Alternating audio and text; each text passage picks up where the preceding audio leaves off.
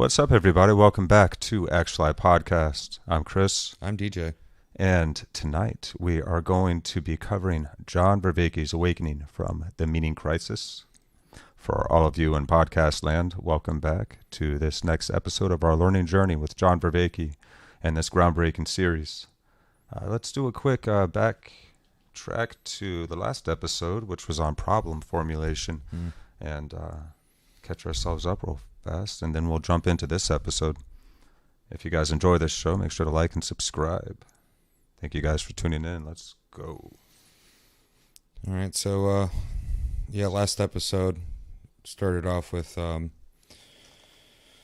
discussing how big a full diagram of a problem can be, and he had he used chess as an example. And on your first move of chess, there's 30 different moves you could do, and an average game is 60 moves. So that's 30 to the 60th power, which is a ridiculous amount of options. Now, most of those options, really, they don't get you there. They don't get you to winning the game. Right. So how do we, in this case, win the game, go along the path, instead of just being bogged down into this very large possibility, or very large set of possibilities. I think the word he used for that was combinational explosions. Oh yeah, this was combinatorial explosion. So there's just too many combinations that you could possibly go to, and if you try to go along that route, you'll bog yourself down and you'll never get to the end. And then there's this zeroing in that we can do to realize the relevant information, so the relevant combination of moves to get you to your end game, if you will. Right. And that would be the relevance realization that we're going to be, not just this episode, but also multiple episodes further on from here. We talked about what makes you intelligent, and not necessarily like how good are you at one thing or another, but how good of a general problem solver you are. Yeah. So that on relevance realization, we narrow our attention so we can narrow our attention, or we can basically widen our attention. And relevance realization is the ability of our brain to be able to narrow and zero in, to focus, you could say, and get information clear. Because we are, like, when we're approaching any kind of problem solving scenario, be it chess or just any life experience, there's so many potential directions you could go, like DJ was saying, that we experience combinatorial explosion. So we have this capacity in our brain. This is how we're understanding our human awareness for relevance realization, this ability to zero in. It's a great marker of our actual intelligence. And you could even say that that the moments where they happen, where you're like mulling a problem or doing something, it all just comes at you once. It's like that aha. That's it. That could that we would call that inspiration. Just suddenly I was inspired out of nowhere. Just boom.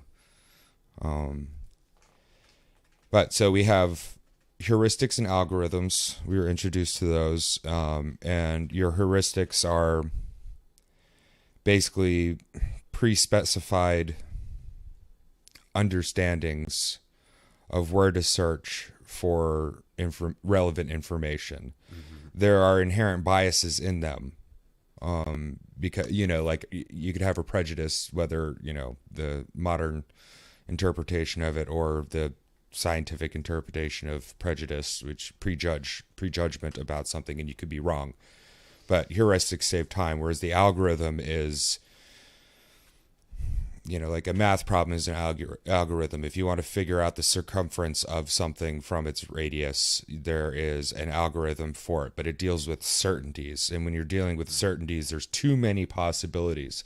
So, like, if you ever, like, I'm weird. I like the way sorting algorithms sound when they put them to sound, but it goes through all the different bars of different heights or whatever it's sorting out, and it runs them all individually through, and it's a lot of them. And, we have computers that can do that very fast, but for normal human brain usage, there's too many too many iterations to go through for you to possibly be able to make any sense of it.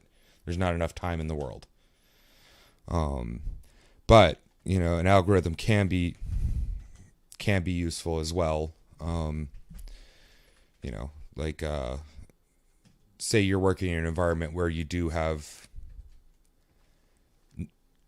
or you know there are possible knowns and it's a set thing.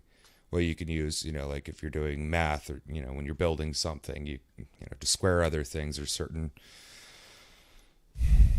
techniques that you use and things that you go through, but but algorithms are not particularly good for getting you there. You could have an algorithm for how to, like, you know, control the center of a chessboard, but if you're just paying attention to the algorithm, you might not be paying attention to you getting flanked on either side.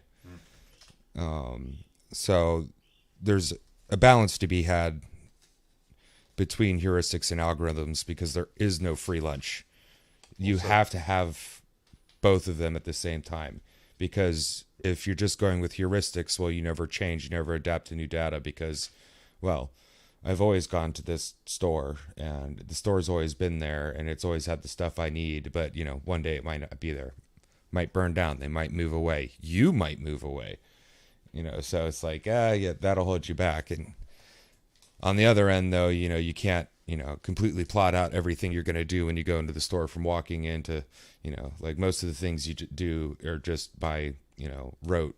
You know, you go, you get your cart, you walk around to whatever side of the thing, you start out in the produce section or whatever section you start out on, you mingle your way around and you just kind of do it because you've done it before and it's reliable. Now, when you can't find, and then you like realize you were just on autopilot. Yeah, we can do this driving. But when too. you can't find something, you switch to the algorithmic mode, where it's like, okay, well, I'm going to go to a certain section of this grocery store thinking it might be in here. And then from this section, I can move through, okay, it's not in cans, so it would be in this box section. Then you can narrow it down even more and even more and even more. Yeah, so we see the boxes. We're like, oh, it's probably over here. Here's boxes. But then when you don't find it and they put it in a weird place, you have to have the moment of being like, okay, well, I've done this before, and they put it in a weird place, which is that, you know, that heuristic again. Well, the food line where we're at, well, one of the food lines around here is just notorious for that. They just move things on you, and they put them in odd places. So, you know, this one's personal for me. This is personal.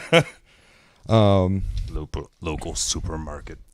Yeah, not trying to go too far into any point because there are a lot of notes. But yeah, so no free lunch. You have to use both of them. So you got into what Descartes thought about this? You can't transform into algorithms perfectly. Descartes was doomed from the beginning because we can't transform into algorithms perfectly. We're not perfectly logical beings. We can't be comprehensively logical. Yeah. Most problems are, in fact, combinatorially explosive. Trying to equate rationality with being logical is absurd. Rationality and logic are not synonymous. Rationality is to ration, like you were saying. It's to narrow in. How much to be logical, you could say, is what we're doing with our rationality. Yeah, and so intelligence would be the correct usage of heuristics. Which is a problem-solving method not designed to reach a solution, but just to make it more likely. Yeah. Right? It's a way of framing. You're not just trying to get to the solution, but you're trying to make it more likely, because there is a possibility that there is no solution there for you to get to. That's always an option. Right. So if you set your system up to make it most likely that you'll get to the problem, when the problem doesn't happen, now you know you have some other things you need to understand or get at to maybe your problem was wrong. Right. It's not, not framed correctly. There is no core essential problem in this, So it pre-specifies where to search, limits our search space, prejudges potential relevance. That's what this heuristic does. This is so interesting. So this is how our awareness, our ability to narrow in and make what's obvious come to into our awareness. Because like when you notice something that's like, oh, that's obvious. Of course, it was right there. Yeah. That's because it presents itself in a particular way to our awareness, in the way that our brain is able to like narrow in like this through its relevance realization. Okay, sorry, I'm trying to make sure I'm understanding this. That My tracks. own mind here as well. Okay, so there's no free lunch. Yeah. That idea that there's no free lunch. The very things that make us adaptive also make us prone to self-deception. Yeah. Or you could call it bias as well. Bias Yes. is a deception. So heuristics allow us to bias certain information. So it's like, oh, it's probably in the box section because I'm looking for dry macaroni and cheese or whatever. So I see boxes. Okay, that's my brain's like narrows in using that heuristic. But it could be wrong. I might be looking for some new brand that's putting their mac and cheese in a bag now or something. And Or perhaps maybe they don't have any immediately on the shelf, but they have some in the back, so you can always ask. But so so we can deceive ourselves into thinking something's there or not there, or is a certain way or it's not a certain way, just because of the way that we're biasing our information through our heuristics. So we got to be able to constantly reframe and check our frames, be able to reflect and inquire into our own thinking. And so analyzing. Thales was trying to get at the underlying substance. Yeah, and this is part of a triplet. So analyze, formalize, and mechanize. So the analyzation. Yeah, it's designed to avoid circular reasoning. Yeah, so breaking complexities down into their basic components. Basically, when you analyze something, you're like, okay, this is this thing. It's got this part, and this part.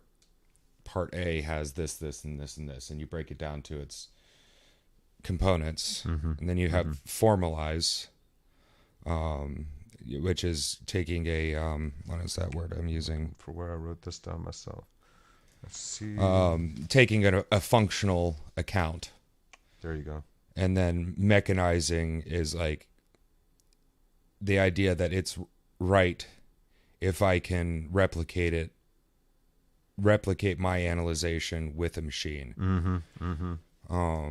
And in order to do that, you have to have a code of some sort. Yeah, which would probably be the formalization of, it's like, okay, well, I'm taking a functional account of all of these things. Now that I know what they are, here's the functional account. Here's how let's put it into a machine that isn't prone to any outside bias other than what I'm putting into the machine, of course, because that's pretty much the only bias, say, within a machine that's is ever going to have is the bias you have, and then it's physical components. It's not, they're not emotional like we are. They're not, There was something interesting that we jumped over real fast about AI researchers right now. The AI is actually working really well at this point because the researchers realized that they needed a way of detailing the problem space so that the AIs could actually narrow in on the relevant information just like we can. Yeah. The AIs did not have relevance realization, so we had to figure out how to program into their problem spaces heuristics like our own. Even just to be able to get and not even the heuristics, but the actual in and out of the relevance realization process. We've had to figure out how to replicate that. Well, we take it for granted that we can look at a scene, see people in the scene, see their shoes, see that they have a wrinkle on their shirt and a mustard stain on their pants. A computer looks at that scene. Now they're getting to the point where they can see the tree, they can see the person, they know that there's people wear shoes, so we'll extrapolate a shoe of a certain color. Okay, well, this red thing, but it's not like, oh, those are the whatever Air Jordan 1995 special or whatever. We take for granted that we can look at something real quick and immediately identify things, or no, it's like, I don't know what that is, but it's like a box with things on it. Or a robot, it's a flat image with a lot of data. And this is early, like what was it, Boston Robotic? Is that who it is? Who does like the really crazy dancing robots? Boston Dynamics. Boston Dynamics. That's what it is. Yeah, that the robots freak me out, but they're really cool. That one was one of the major hurdles for them because how does the robot know where to step? It's not just a given that we look and we're like, okay, well, I got to step on this box and this other thing and go over there. Well, how does it even see the box? Yeah, you can program it to do a motion on a flat floor, but now when you get other things in there, like it's not just responding to it, but knowing, realizing affordances. The box is steppable. Yes. The path is goable. And this was early, just getting a robot that doesn't think, actually see an but just environment. moves through the environment. Yeah, it's got to be able to understand its environment, how to interact with it. So there were major jumps that we had to make in order to make that level of robotics possible. And now it's just skyrocketing. And there's been that call for a freeze on development from leaders in the industry happening at this moment, calling for a moratorium and asking for actual regulation from governments, and also a call for academia to start introducing more AI ethics classes, because most colleges are not having AI ethics courses as of yet. And that's of absolute imperative, because AI, we face many crises in the meta crisis that we find ourselves in, myriad existential crises facing our species. And AI is like a freakish version of one of those that would magnify itself at an exponential rate beyond any other potential problem scenario that we see. So it's one we got to get a handle on. As far as, like AI's ethics and other stuff too, I think that's something that the general population needs to get into as well, because all of us, at the end of the day, we are going to be the end user of AI. Well, I hope to be opposed to being used by AI. I realize, every day I get used by AI one way or another from just and we're using it too when we're using our Google Maps or this or that. So, since this is a tool that's going to be ubiquitous with human life here very shortly, this should be something that people talk about, and more than just like, oh, you hear about this crazy AI? I know, right? Terminator. It's like, no, this is very real. It's kind of like, a lot of people don't realize this now, but like, what is it, like internet hygiene, basically, like not putting your information all over the internet and filling in your personal information on every single freaking website that you've ever, like shopping around for stuff. Oh, they don't teach you about that when you're a kid. I mean, I get very few school, scam calls, and the only emails nowadays. I have are from Home Depot, because I have an account with them. I don't get all the other crap in there, because even just the baseline, so it's like, we are using these tools. It's going to be everywhere. And then it's going to be a screwdriver that might be able to say, screw you. So we should all be talking about this. Not necessarily the point of these episodes, but, we're talking about us growing and learning and making meaning, while there's something that's eventually going to be vastly faster than us at doing this. Right. So, the race started a while ago. True. We have Pandora's box is open. There's no putting it back now, but we are going to have to learn how to very quickly adapt and develop AI as safely as we possibly can. Right now, it would be a good time if the leaders of the industry are actually calling, including the so-called godfather of AI I saw recently in an interview. It's calling for us to literally freeze and shut it down, because we are actually ahead of the Communist Party of China currently, by a few years, on this kind of AI that we're using to create ChatGPT, so on and so forth. So we do have a window to be able to create safeguards, because these things will very quickly be weaponized and used in ways we can't even imagine yet, but already is. Absolutely. What the hell do you think TikTok is? Right. True that. And that's a relatively simple algorithm that's wreaked havoc. The short video format, insert whatever, like you can do it regionally. Whatever region that you want to target, you can make pop up in the feed more than anything else, whatever material you want to put out. Well, and TikTok puts its spider webs deeper into your phone than any other app. Sure. And in fact, it's probably plugging itself into anything that's on your Wi-Fi in your house and recording everything that it possibly can at all times. You got a Google Dot, you got a Ring doorbell, buildings. you got you got any of that stuff. They got it. You got a plug-in thermostat for a fan that's Wi-Fi operated. They got that too. So Yeah, Before, no corporation is allowed to exist in China without extreme oversight and actual steering by the Communist Party yeah. there. But before we go too far down there, so circular or circular definitions. So the homunculus fallacy of, well, how do you identify something that you're looking at? Well, you look at it, and then in your head, it goes onto a screen, and then there's a guy that's looking at it and says, "Oh, that's a box." Well, but then what? How does that little guy in your head do it? Well, there's another little guy in his head that is looking at a screen. So That's how we try and explain it. Yeah, yeah, it's continuously that's the reducing. homunculus fallacy, right? Yeah. So what? So it's an infinite regress. Yeah, it's a circular explanation and infinite regress that doesn't really explain anything. It's just circularly reasoning back to itself. So we need something that allows us to actually achieve understanding of our environment. And I see synaptic integration here, and I think that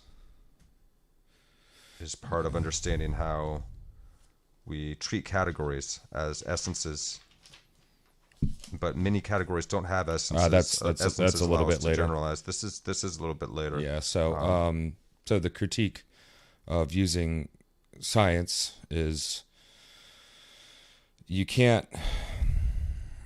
Science does it. You can't prove something. Let's see how to put this. You can't prove something by pointing to the problems, or disprove something by pointing to the problems, but by pointing out the lack of progress. So that's what we got to do. Okay, it's not progressing. This set of heuristics is not progressing. This algorithm is not progressing. I see what you're saying. Not well, what's the problems with it and this problem and it's okay. It's not progressing. The naturalistic imperative. There's a hole in our capacity to make meaning and have consciousness, and this project is failing. We're not making progress, improving our own explanation of intelligence. Yeah. That's what Vervaeke is getting at here. So we have to achieve synaptic integration somehow, because we have this broad misassumption that all problems are essentially the same, and that's the heuristic of essentialism. Yeah. And that's down to the essence, and not everything has an essence. Not everything does have an essence, though. Yeah. Some things have essences, like triangles, you could say. But if you got 3 points and they all add up to how many ever degrees you're a triangle. But certain, like, what's the essence of a plant? Well, some plants are so vastly, or even an different animal. Than others, or animals. Or, some animals look exactly like plants and function just like plants. Consciousness or intelligence or what's matter. What's the essence of a fresh spring breeze in the morning? No, some things just don't or have. The feeling of a sunset. The feeling of joy for one's loved one and achieving something. Yeah. So any way you can group something that, like, not all groups have essences. So you, like, in the case of problems, there is no essential problem. Because there's many different problems, many different types of problems. Fundamentally different kinds of problems. So there's well-defined problems and ill-defined problems of that subgroup. The initial set tells us a lot. And we can't get rid of essentialism either, because the heuristic of essentialism does play its part in our understanding of the world. Mm-hmm. And a lot of education's about making sets of well-designed problems, basically. And real world problems are unfortunately ill-defined. We don't typically have much relevant information at all about an initial state or how to get to the goal state when it comes to real-world problems. Problem-solving scenarios that you find in school books are one thing, but real-life problems are wholly different. So how to formulate, how to zero in and constrain our field of attention and able to solve something, because we don't want it to be too wide, taking too much information in, because we'll experience combinatorial explosion. And we don't want to be too narrow and too overtly biased, because we're going to be missing other potentially relevant information around that area. So we got to get really good at our focusing capacity. Well, you can see far and you can see close. You can think far and think close. Good problem formulation. It utilizes our capacity for relevance realization to avoid combinatorial explosion. That's the name of the game. So I think, so he talked about insight a little bit. the process by which good problem formulation arises, and insight is central to rationality. And so the psychotechnology to increase insight and relevance realization is, of course, mindfulness practices, meditation, yoga, And prayer, ritual. as far as insight too, he gave the explanation of the the dominoes covering the chessboard thing, and every domino needs a white and That was a cool one, yeah. every domino, like when you lay it down, has to have a white square and a black square, and he mutilates it and takes two white squares out of it and asks, can you cover it? And well, you could do every pattern you can, but you can't find it out. The insight is, every domino, if it is to be on the board, needs both a black and a white square. The mutilated chessboard. You can't do this problem. because you're missing two white squares. Yeah. So you don't have those two white squares, therefore you're down two dominoes. Yeah, it's a mutilated chessboard, and the challenge is, can you cover the 64 squares on the chessboard that are both black and white with, and it takes 32 dominoes. Half of Can you 64. cover with 31 with no overlap or overhang? Yeah. And basically, like if it's a normal chessboard, yeah, you can do it because it's, half the amount of dominoes as there are squares. And the question is how to frame that to solve it the quickest way. And most people do it by trying to, you remember this? Yeah, They're trying to, how would you say it? This is hard to put into words. Well, by basically just drawing a tile map, it out. by doing it in their mind, like tiling it out in their mind. Okay, this one will go. But that means you have to do every iteration you possibly can before you can be certain. Whereas you could save the time, and this is that, core realization. What was the word that we were using for it? The relevance realization. It is a relevance realization, but it's salient.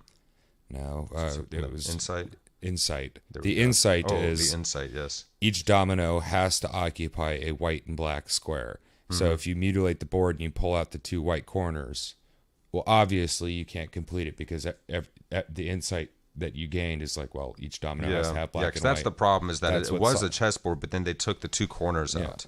And it would typically take 32 dominoes to cover the 64 spaces, but since you take the two white ones out, then you have to figure out how can you cover with 31 with no overlap or overhang. And there's two different ways of framing that problem. There's a very quick, immediate way, which is recognizing. That's the insight of every domino needs a black and a white. And if there are two missing whites, well, that's two dominoes down. And no, it doesn't work because there's no way to, because there's going to be one domino down. Yeah. No, it's going to be two dominoes. But it won't work. It won't work. You can't do it with 31. That's right. That's the question is you cannot actually solve this. That's the correct answer to that problem. That's it. Yeah. It's been a few weeks. What's up, guys? But we had a quick little vacation. Yeah, well, we had to go on hiatus a little bit. I got the bronchitis, and that. I got sick too. We had a lot of things go down in our lives, but we're still kicking. We're still rolling, and we're very happy to be back. And I think now it's about that time. We're going to jump on in to this next episode of Awakening from the Meaning Crisis. And thank you all so much for joining us. If you are enjoying the series, make sure to give John Vervaeke a follow and check out the series over there. And I'm proud of us. We did it in 29 minutes. Did we really? Hey, we're on time. We're trying to keep this not too long. Yeah, we got to go to bed at some point. All right, guys. So let's do this thing. We jumping in to John Vervaeke's Awakening from the Meaning Crisis.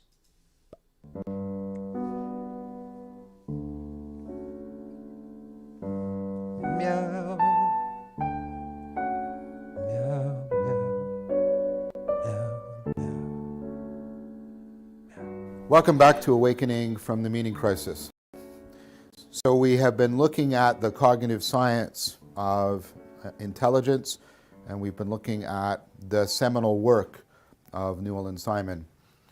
And we've seen how they are trying to create a plausible construct of intelligence. They're drawing many different ideas together into this idea of intelligence as the capacity to be a general problem solver, and then they're doing a fantastic job of applying the naturalistic imperative, which helps us to avoid the homuncular fallacy, because we're trying to analyze, formalize, and mechanize our explanation of intelligence, explaining the mind ultimately in a non-circular fashion by explaining it in non-mental terms.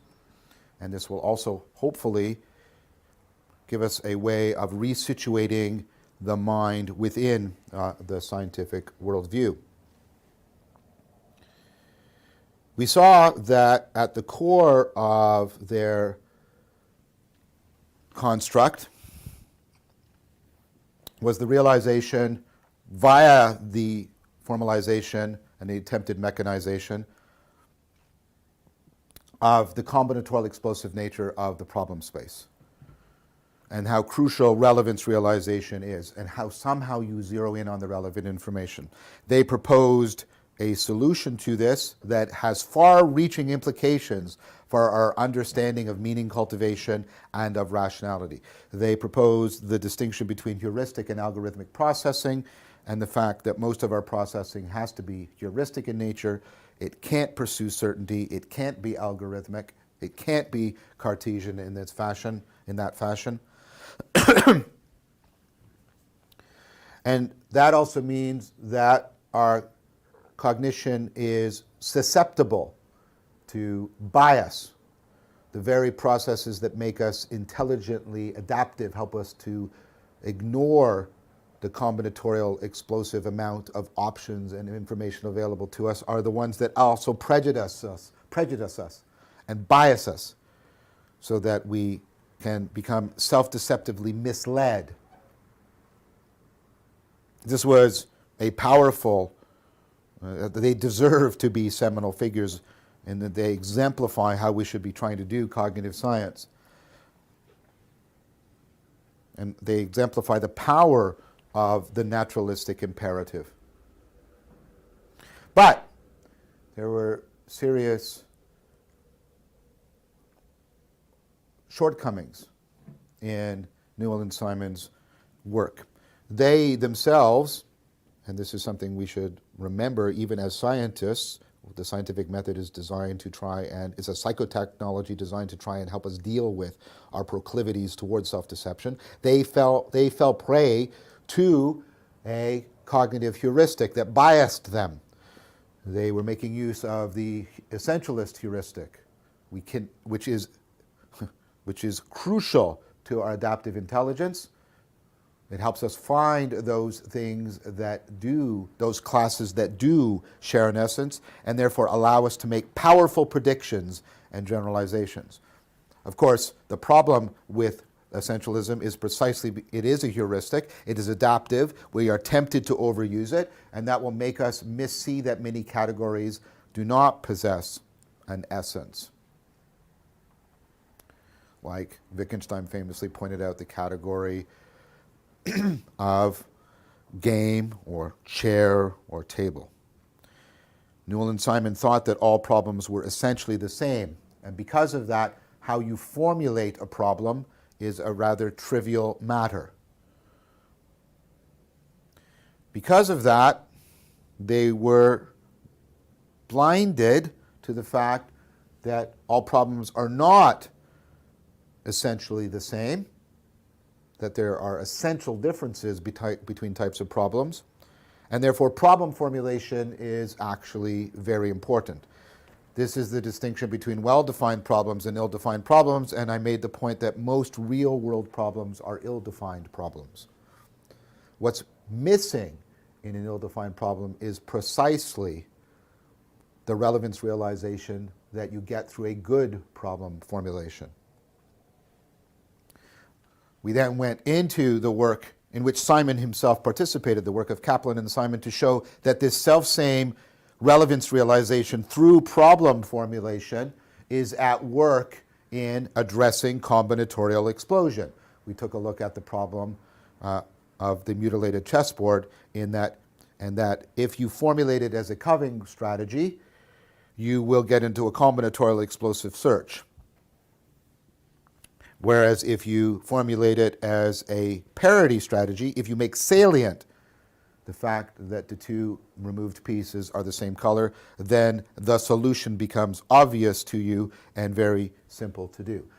Problem formulation helps you avoid combinatorial explosion and helps you deal with ill-definedness. And this process by which you move from a poor problem formulation to a good problem formulation is the process of insight. And this is why we have seen throughout insight is so crucial to you being a rational, cognitive agent. And that means that in addition to logic being essential for our rationality, those psychotechnologies that enhance our capacity or insight are also crucially important, indispensable.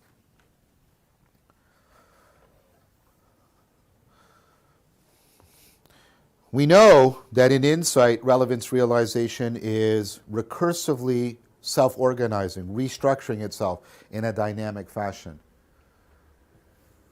So insight, of course, is not only important for changing ill-definedness. So this is what problem formulation is doing, or as I'll later call it, problem framing.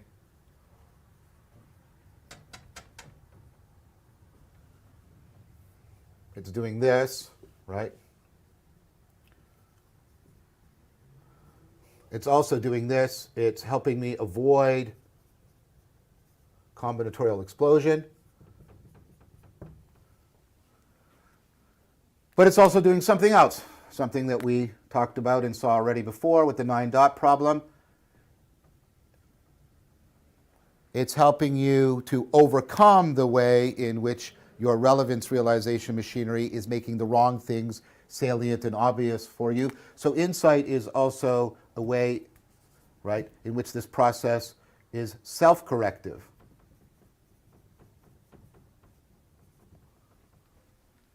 In which the problem formulation process is self-corrected, because you can mislead yourself, be misdirected. So insight deals with converting ill-defined problems into well-defined problems by doing problem framing, problem formulation, or doing reframing when needed. It helps us avoid combinatorial explosion by doing problem formulation or reframing, as with the person who shifted from a covering strategy to a parity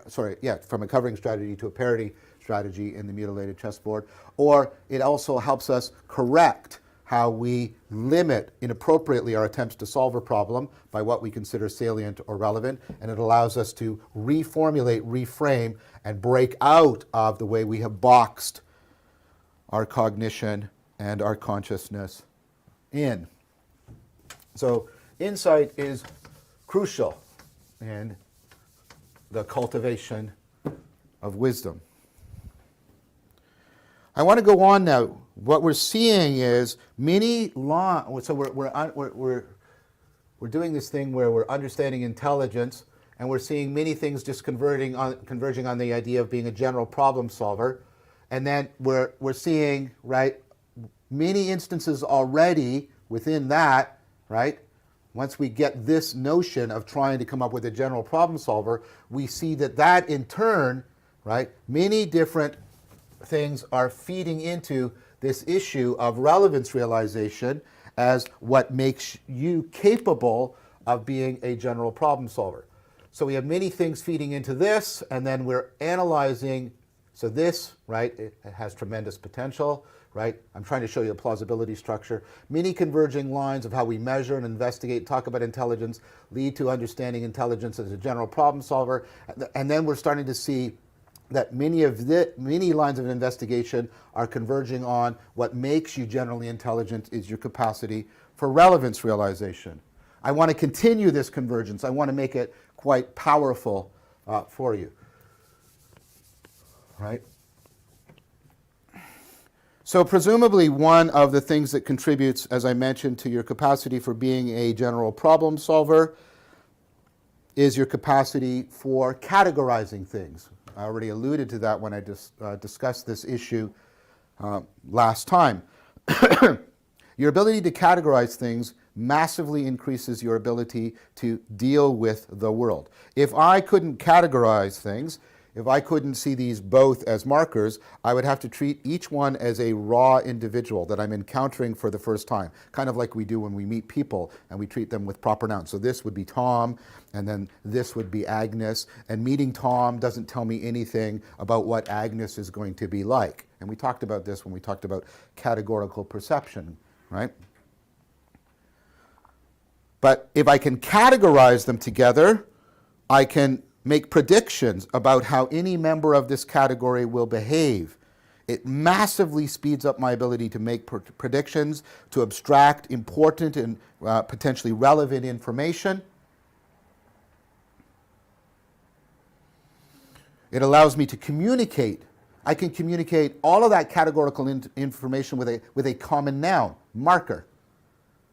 Your ability to categorize is central to your ability to be intelligent. So what is a category? A category isn't just any set of things. A category is a set of things that you sense belong together. Now we noted last time that your sense of things belonging together, right, isn't necessarily because they share an essence. That's the common mistake, right? How is it that we categorize things? How does this basic ability, central to our intelligence, operate? I'm not going to try and fully explain that. I don't know anyone that can do that right now. All I need to do is show you again how this issue of relevance realization is at the center.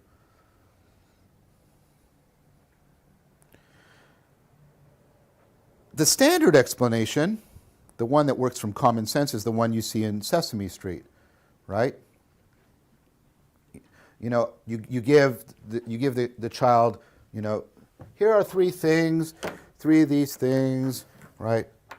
You know, here are three of these things. They're kind of the same. One of these things is not like the others. Three of these things are kind of the same. And you have to pick out the one, right? And so these go together, this one doesn't. These are categorized as markers. That's the Sesame Street explanation. What's the explanation? I notice that these are similar, right? I notice that this one is different. I mentally group together the things that are similar. I keep the parts, the things that are different mentally apart. And that's how I form categories. Isn't that obvious? Well, again, explaining how it becomes obvious to you and how you make the correct properties salient is the crucial thing. Why?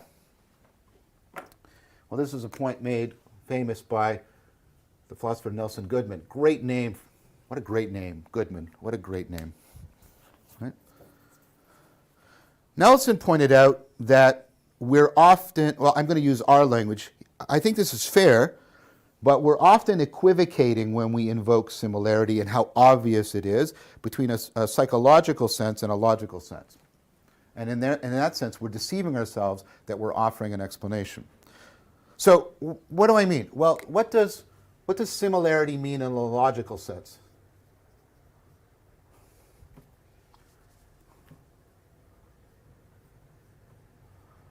Well, remember the Sesame Street example, kinda the same. Similarity is partial identity. Kinda the same. Okay. What does partial identity mean?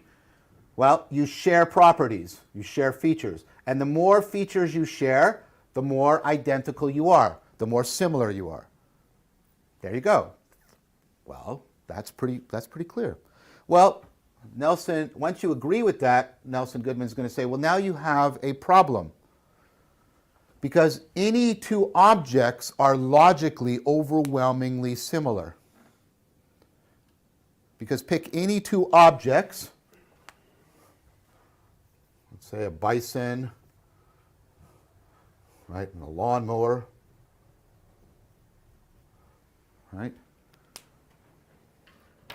All I have to do is list lots. That should be an S. I don't know what a bison is. I have to pick properties that they share in common. Okay? Well, they're both found in North America. Neither one was found in North America 300 million years ago. Both contain carbon. Both can kill you if not properly treated. Both have an odor. Both weigh less than a ton. Neither one makes a particularly good weapon. In fact, the number of things that I can say truly that are shared by this and this is indefinitely large. It's combinatorially explosive. It goes on and on and on and on. And this is Goodman's point. They share many, many indefinitely large number of properties. Now, what I imagine you're saying is, yeah, that's all true. I didn't say anything false. Notice how truth and relevance aren't the same thing. I didn't say anything false. But what you're saying to me is, yeah, but those aren't the important properties. You're picking trivial. And notice what you're doing. You're telling me that I haven't zeroed in on the relevant properties, the ones that are obvious to you, the ones that stand out to you as salient. So what you're now doing is you're moving from a logical to a psychological account of similarity. In what matters, for psychological similarity is not any true comparison, but finding the relevant comparisons.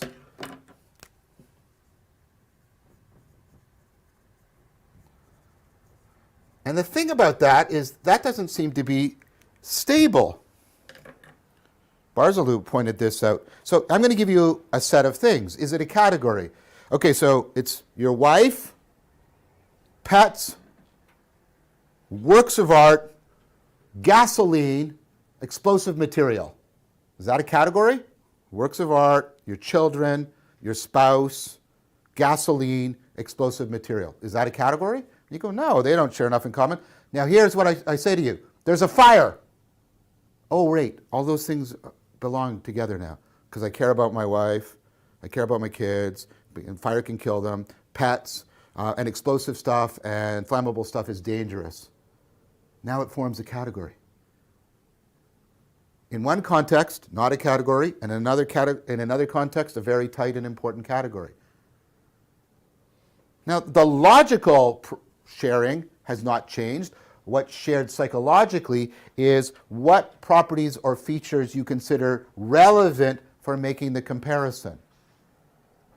Out of all of what is logically shared, you zero in, you see, on the relevant features for comparison. You do the same thing when you're deciding that two things are different.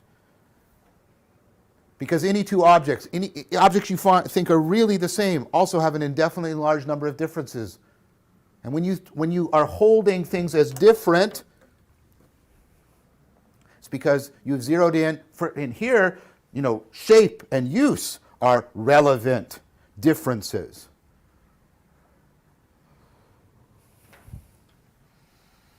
So at the core of your ability to form and use categories is your capacity, again, for zeroing in on relevant information.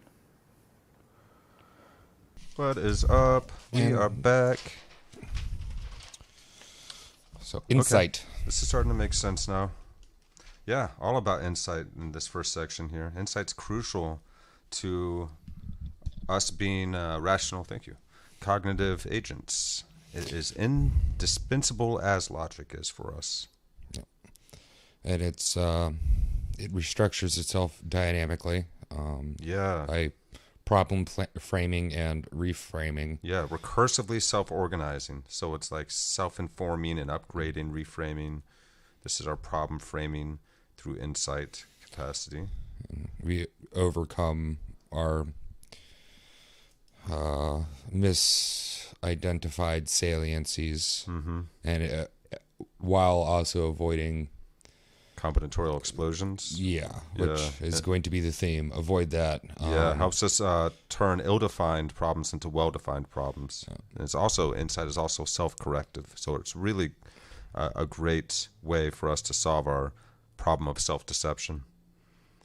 helps us correct how we limit, formulate, and reframe whenever we've boxed ourselves in by narrowing too tightly in our framing. So crucial to the cultivation of wisdom and to our being a general problem solver. So intelligence allows us to be that, a general problem solver. Our general problem solving capacity allows us and utilizes features of our intelligence such as relevance realization, the capacity for categorizing, narrowing in on relevant information, categorizing sets of things that belong together. Categorizing itself is what keeps things from being arbitrary, because if there's no similarities or differences, it's just a bunch of atomized separate things. That's right. So the idea of categorizing is extremely important, but we can how do we categorize? And there's what he said, the Sesame Street explanation of one of these things is not like the other.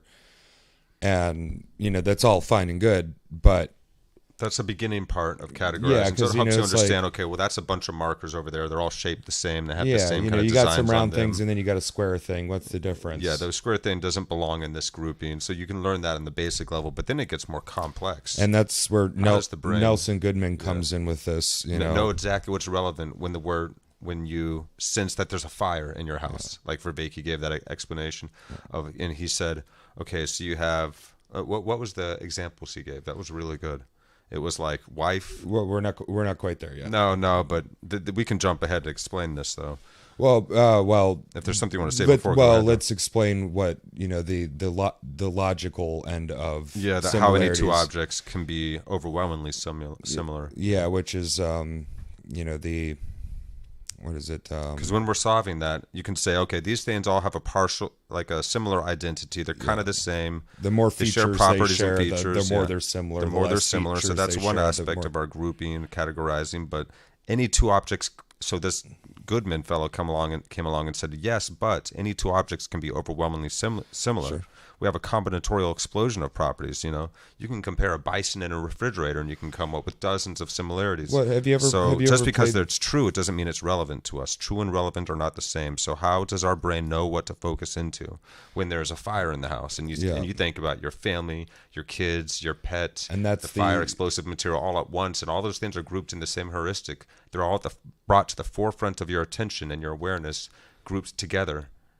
And that's the psychological similarities. Yes, and in this case, what Vervaeke was saying about the fire as well, they all personally mean something to you. Yes. So it's not, the similarity is not based on truth so much as relevance to us psychologically. Well, another good example, when he was talking, he used the example for logical similarities, like which one of these things is not like the other. And there were, markers and then the eraser there, and they're different shapes and everything. But as a person who's going to be writing on the board, they're all in the same category. Mm-hmm. Yes, one erases and it may be rectangle and whatever, but they're all used to put my stuff on the board and then clear it out when I'm done. And as well as the board, and him being an instructor, a teacher.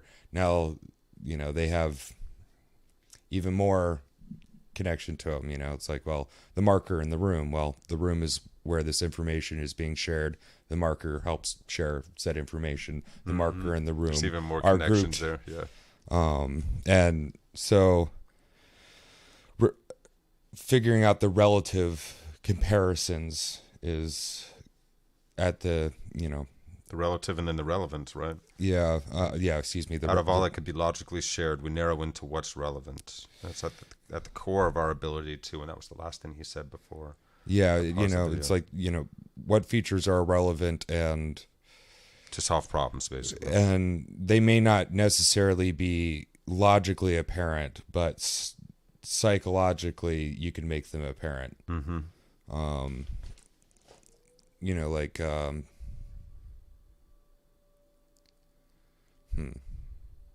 Well, no, I'm not going to use that explanation because it's got some holes in it. It might make some people upset.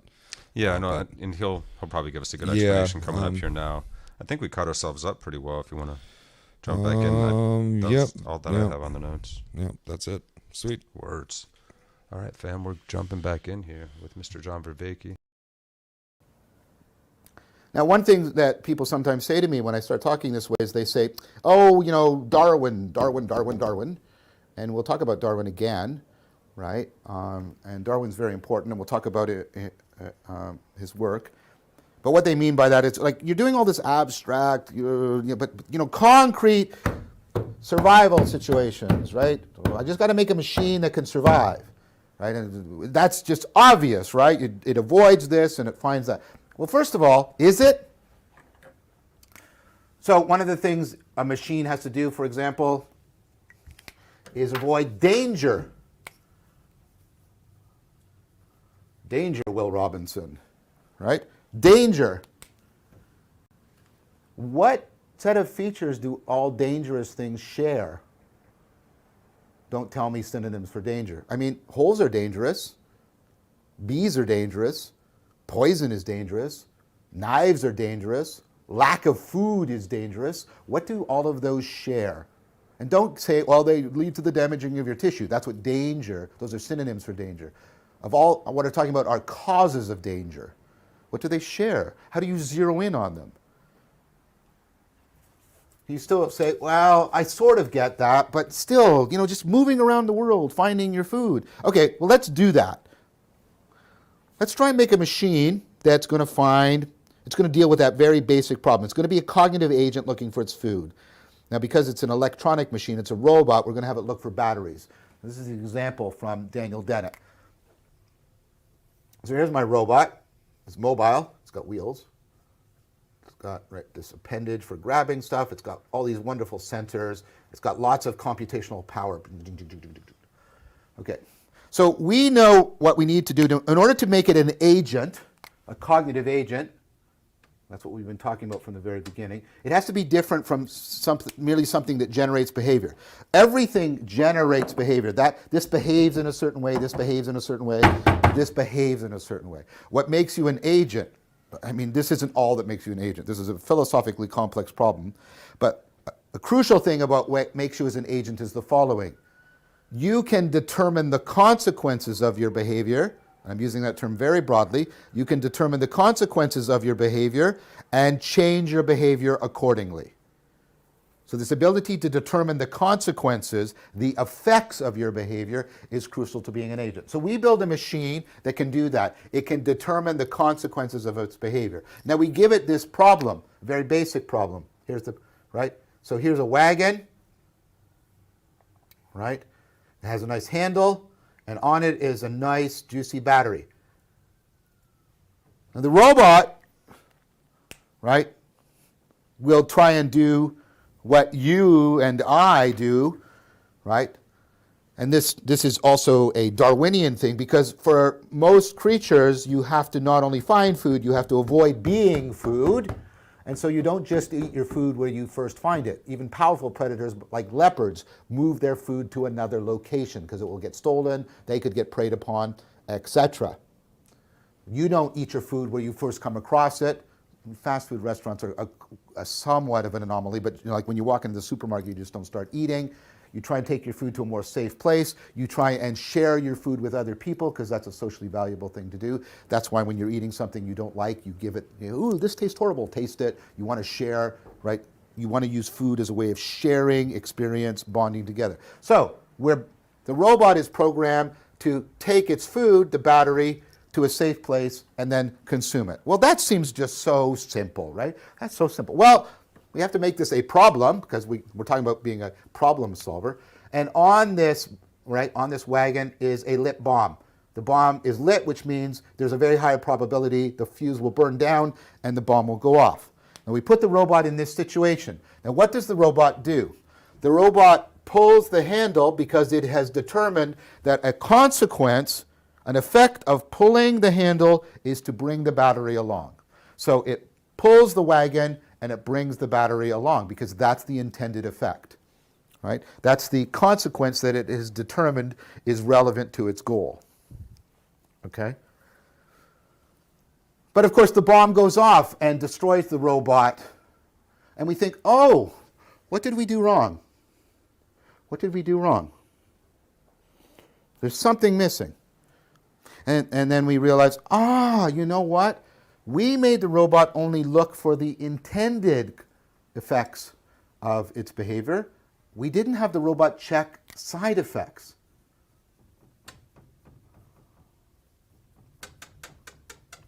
And that's really important, right? Every year this happens. People fail to check side effects. They go into a situation in which they know flammable gas is diffuse, but it's dark. And so they strike a match because they want the intended effect of making light. But it has the unintended effect of creating heat, which sets off the gas and explodes and harms or kills them. So, we say, we have to have the machine not only check the intended effects, it has to check the side effects of its own behavior.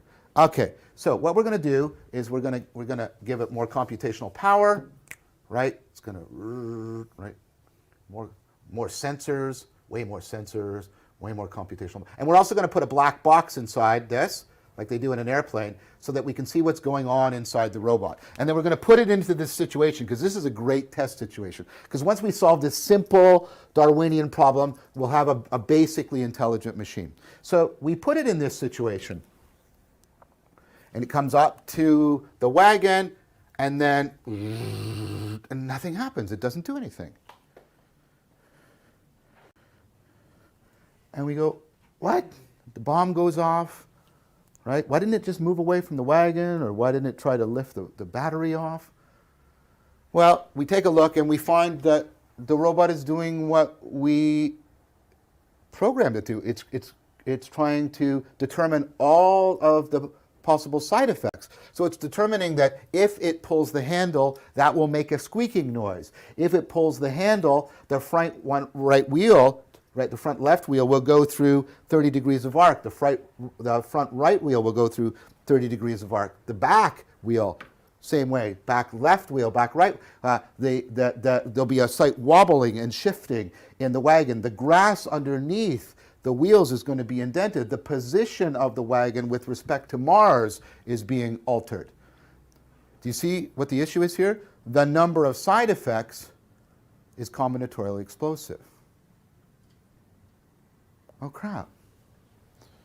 So what do we do? Right? Well, we think we'll give, and this is something I'm going to argue later we can't do. We come up with a recipe, a definition of relevance. Nobody knows what that is. I'm going to, in fact, argue later that that's actually impossible. And that's going to be crucial for understanding our response to the meaning crisis. But let's give the possibility. We have a definition of relevance, and what we'll do is we'll have the robot, right, determine, right, which side effects are relevant or not. And, so that's great. So we add that new ability here. We give it some extra computational power. We put it in here, and it goes up to the bomb and the wagon and the battery, and the bomb goes off, and it just sits there calculating. And what's going on? And we notice, we look inside, and it's making two lists. And it's, here's the wheel turning, that's irrelevant, and it's judging that is irrelevant. Oh, here's the change in it's irrelevant. And it's making a list, and this list is going, and it's correctly labeling each one of these as irrelevant. But the list keeps going and going and going.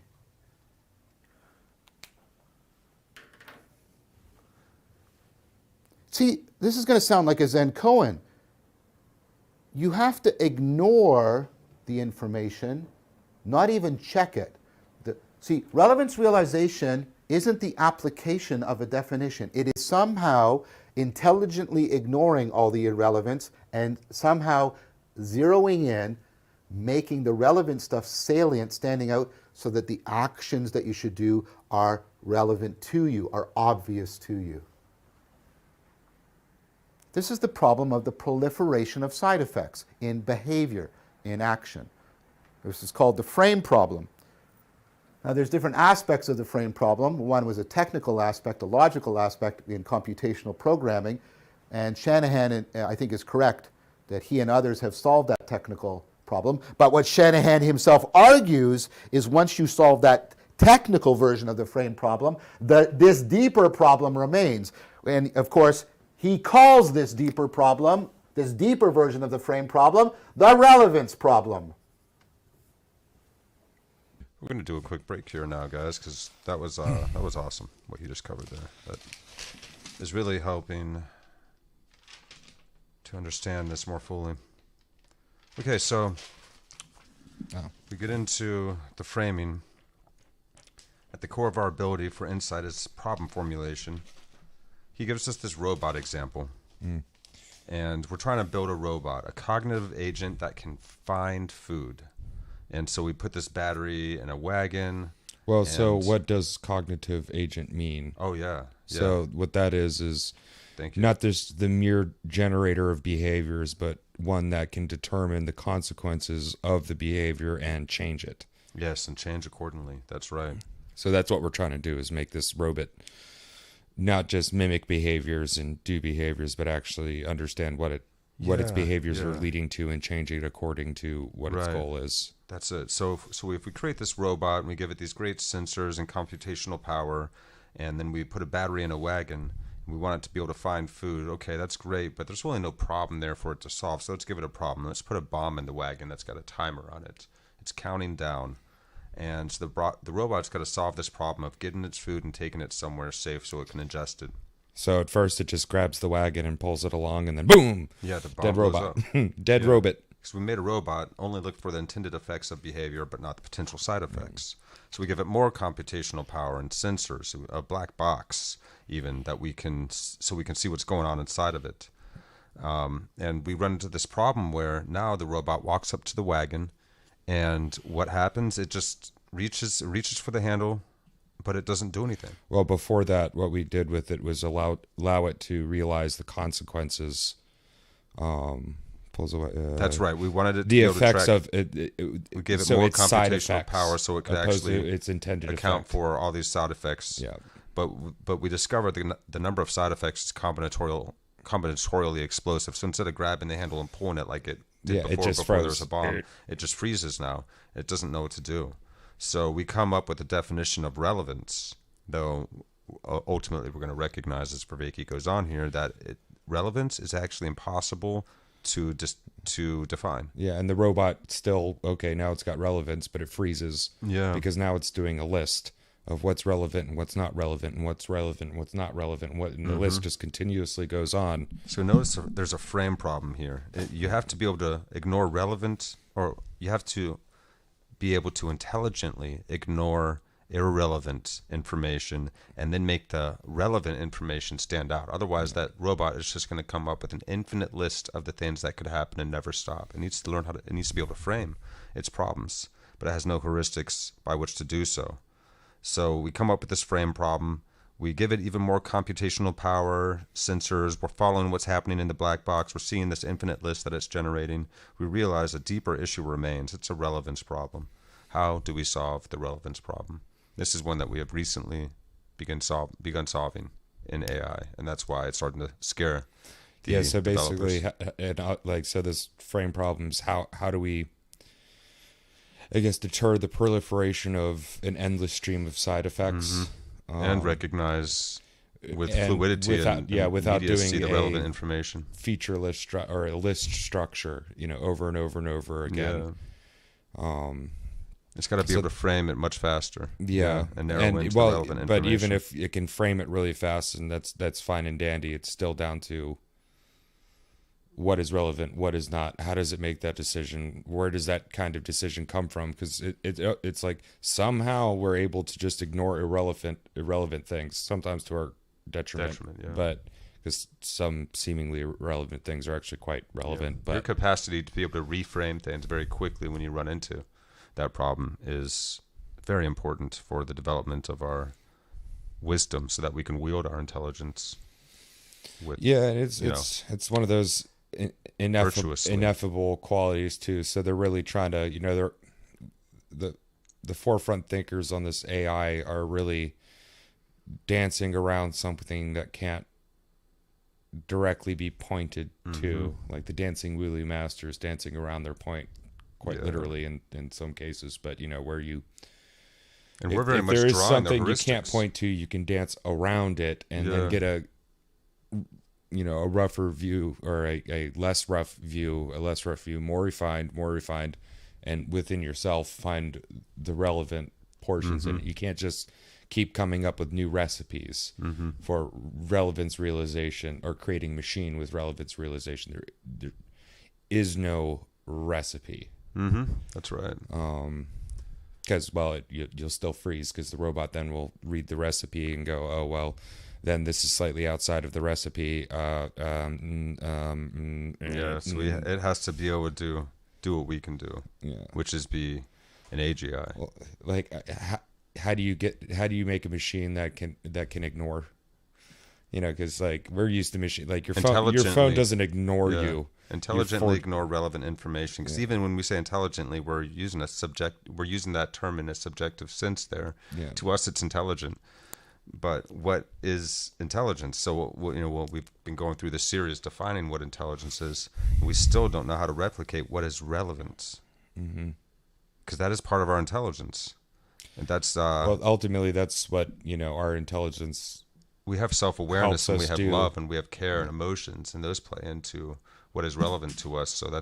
So we're basically drawing heuristics ourselves for these robots to operate through. And you run into the problem of our own mentality, our own biases, making it into some of these algorithms.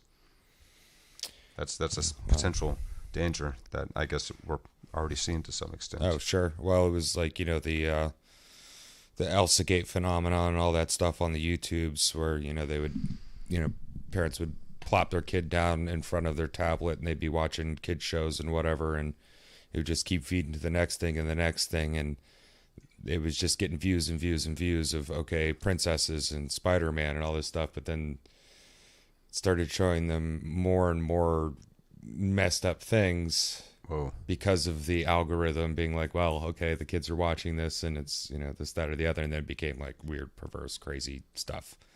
Just because the kid's watching this, the algorithm says if it gets the clicks and gets the watches, show more of this type of thing. Yeah. People figured out, I can put things up, animals, but and I'll get 1 million hits off of it. It's like big booty. It's like big booties on Instagram. Sure. It's like you figure out a thing, and then it hits big in the algorithm. And then you have to change it, because it's like, well, how do you get an AI and algorithm combination to tell the difference between an adult prince and princess story and a child's prince and princess story that doesn't have things that as obvious as like being naked, like the subtext of or even the the very subtle subtext, even if it's like the language is dancing around something.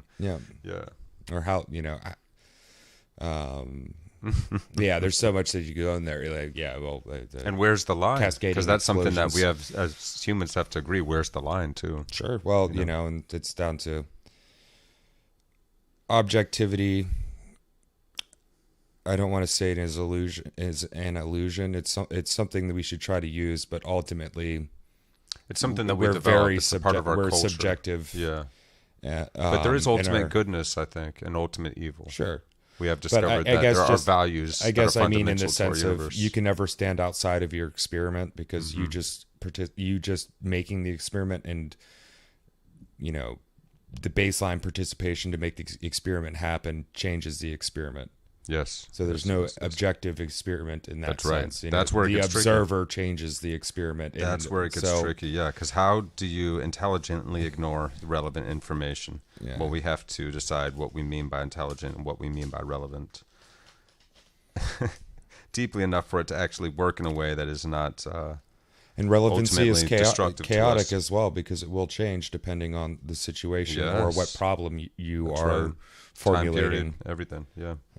Because if you're trying to figure out the problem of, let's say, litter in the streets, you would say like put trash cans and all that stuff, but you wouldn't say, I don't know, let's get more cars on the street and take people off the street and plant a tree in some guy's backyard. And obviously no, that's not relevant. Relevant is like putting freaking trash cans up and having a waste management system. Right. But if you're working for the guy to put the tree in his backyard, that's pretty relevant. What kind of tree you want in the backyard? You know, It's just not solving the trash problem, but it's yeah, a good thing to but do. that's the trash problem. That guy's got a tree problem. He doesn't care. Hell, he doesn't even live on that dirty street. So it's, All right, guys. So we're gonna jump back in here now. I think we covered everything from that little section there. Mhm. And yeah, here we go. I'm gonna give us a quick rewind because he was speaking when we paused. In which think There we are. he happens to think that consciousness might be the way in which we deal with this problem. We'll talk about that later. Many people are converging on the idea that consciousness and related ideas like working memory have to do with our ability to zero in on relevant information. But let's keep going. Because what about communication? Isn't that central to being a general problem solver? You bet. Especially if most of my intelligence is my ability to coordinate my behavior with myself and with others. Communication is vital to this. We see this even in creatures that don't have linguistic communication. Social communication makes many species behave in a more sophisticated fashion, and I already mentioned to you there's a relationship between how intelligent an individual is and how social the species is. It's not an algorithm. There seem to be important exceptions like the octopus, but in general, communication is crucial to being an intelligent cognitive agent. Let's try and use linguistic communication as our example, because that way we can also bring in the linguistics that's in cognitive science. And see, so the point is, when you're using language to communicate, you're involved with a very particular problem. This was made really clear by the work of Grice, H.P. Grice. He pointed out that you always are conveying much beyond what you're saying. It's much more than what you're saying. It always has to be. And that communication depends on you being able to convey much more than you say.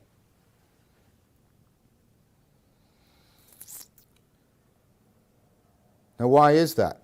Because I have to depend on you to derive the implications, and that's a logical thing, and then what he also called implicature, which is not a directly logical thing, in order for me to convey above and beyond what I'm saying.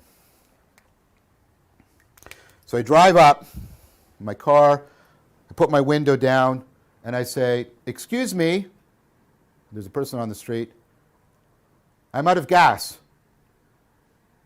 And the person comes over and says, oh, there's a gas station at the corner. And I go, "Thank you." Drive away. Okay, so notice, let's go through this carefully. So I roll down the window and I just shout out, "Excuse me." Okay?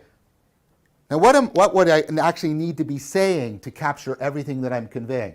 I would have to say, I'm shouting this word, "Excuse me," in the hope that anybody who hears it understands that the me refers to the speaker, and that by saying "excuse me," I'm actually requesting that you give me your attention. Understanding, of course, that I'm not demanding that you'll give me your attention for like an hour or 3 hours or 17 days, but for some minimal amount of time that's somehow relevant for a problem that I'm going to pose that's not too onerous. And again, when I'm saying I mean this person making the noises, who is actually the same as the one referred to by this other word, me.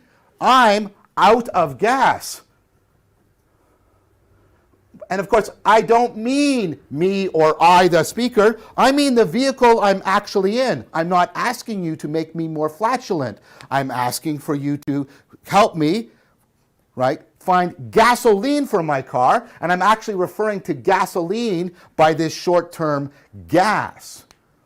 And by saying this, I know you understand that my car isn't completely out of gasoline. There's enough in it that I can drive some relatively close distance to find a source of gasoline.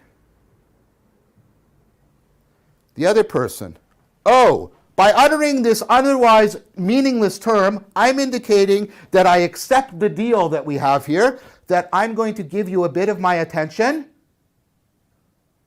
and I understand that it's not going to be too long, too onerous. I can make a statement, seemingly out of the blue, and that you will know how to connect it to what you actually want, which is gasoline for your car that's not completely out of gas. I will just say the statement, there's a gasoline station at the corner. You will figure out that that means that you can drive to it. I'm talking about a nearby corner, somehow relevantly similar to the amount of gasoline. Like this isn't a corner halfway across the continent.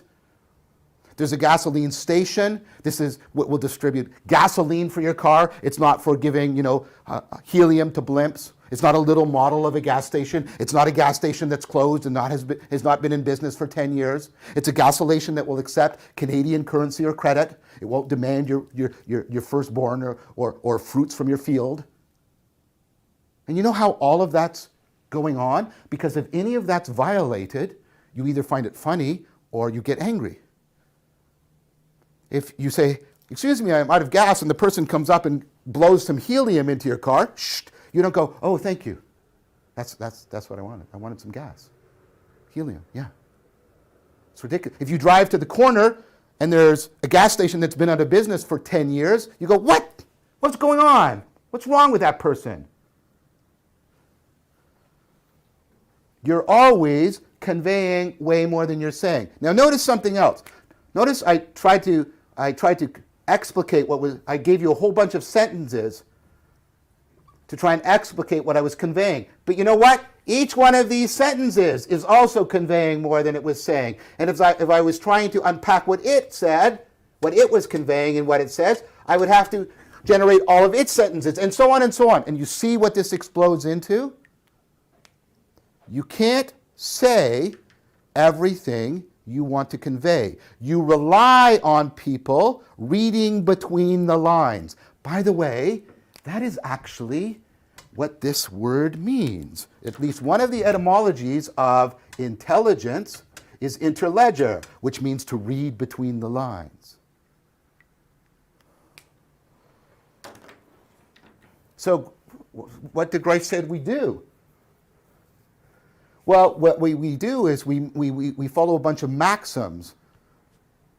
We assume that we're trying to communicate. When we're trying to communicate, there's some basic level of cooperation. I don't mean social cooperation, just communicative cooperation. And we assume that people are following some maxims.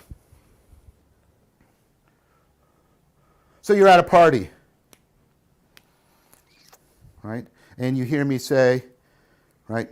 Somebody, and you ask me, well, how many kids do you have? And I say, oh, I have one. I have one kid.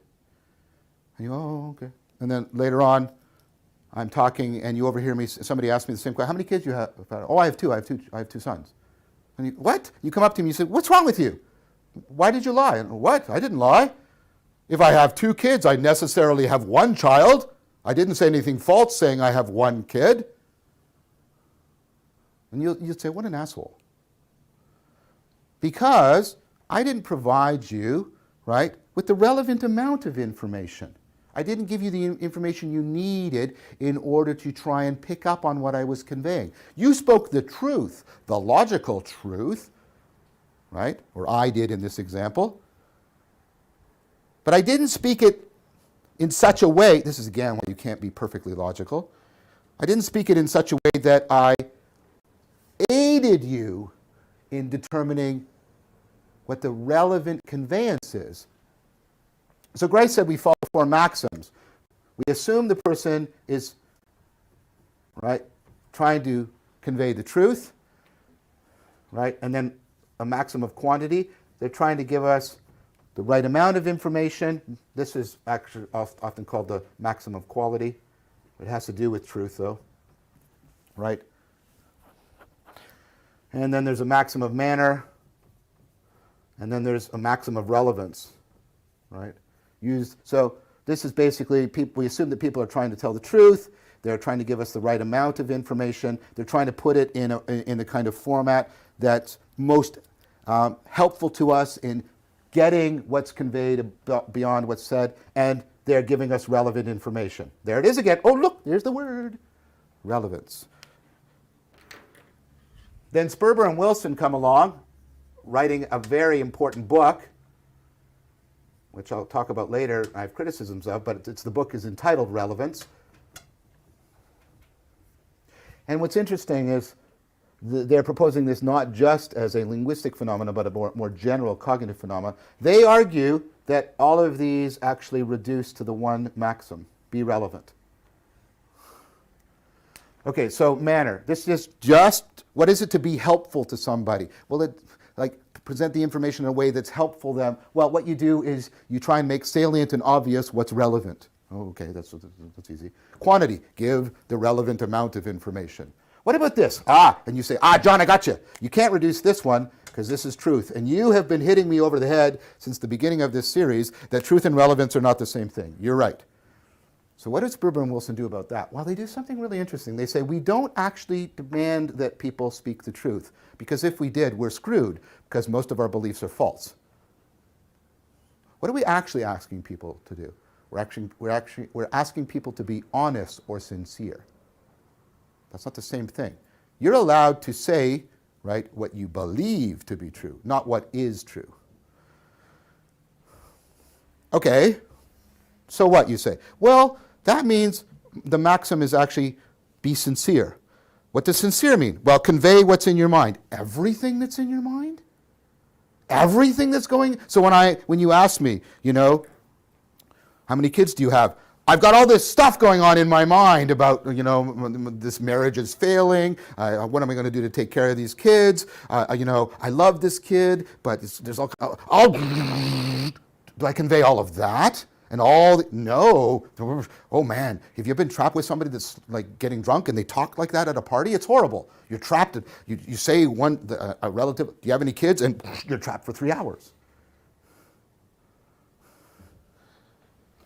So that's not what we mean. We don't mean tell me everything that's in your mind right now. Convey it all to me, John. Give it to me all. That's not what we mean. What do we mean? We mean convey what is relevant to the conversation or context. Out of all of the possible implications and implicatures, zero in on those that you might think are relevant to me, our conversation, and the context. So that also reduces to relevance. So at the key of your ability to communicate is your ability to realize relevant information. Notice what I'm doing here. I'm doing this huge convergence argument again and again and again. What's at the core of your intelligence? What's at the core of your intelligence, again and again and again, is your capacity for relevance realization.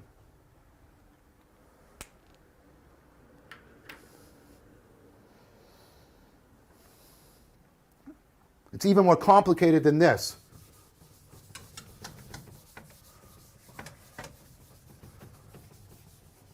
Putting things together that there's so much more I could teach you. Right. Remember this, all of the information available in the environment, overwhelming, combinatorial, explosive, you have to selectively attend to some of it. So this is doing relevance realization, selective attention. And then you have to decide how to hold in working memory what's going to be important to you. Lynn Hasher's excellent work showing that working memory is about trying to screen off what's relevant or irrelevant information. You're using this in your problem solving, right? You're using this, and here is where you are trying to deal with the combinatorial explosion in the problem space.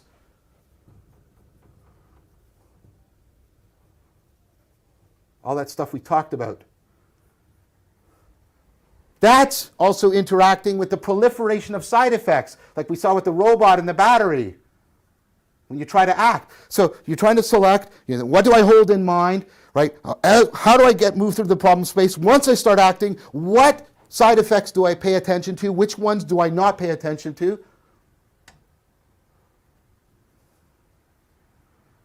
And all of that has to do with, out of all the information in my long-term memory, how do I organize it?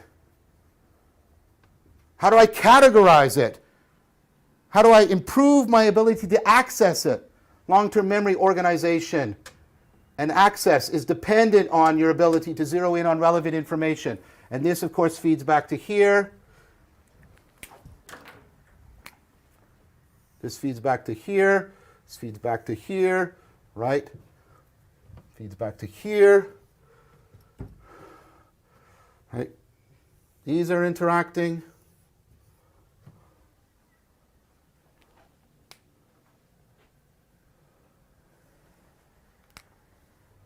These are interacting. This is the relevance problem. That's the problem of trying to determine what's relevant. It's the core of what makes you intelligent.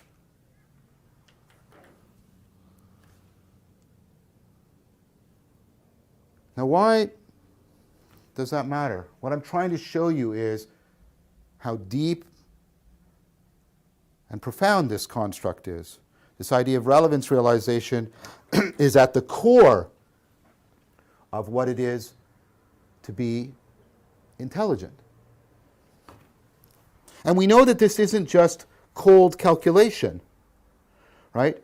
Your relevance realization machinery, it has to do with all this stuff we've been talking about.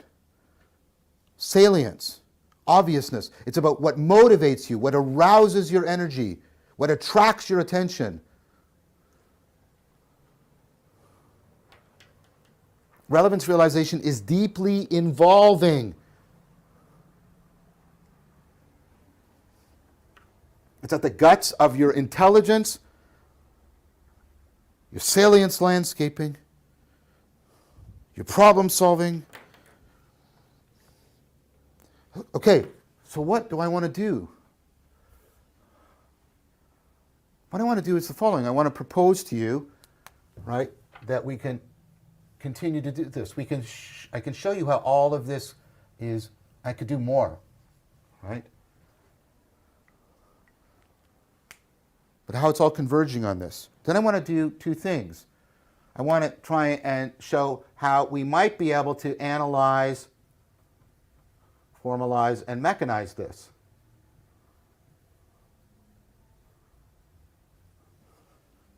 In a way that could help to coordinate how our consciousness, our cognition, our attention, our access to our long-term memory, how all of that's working. Then what do I want to do with this? I want to try and show you how we can use relevance realization in a multi-app fashion to try and get a purchase on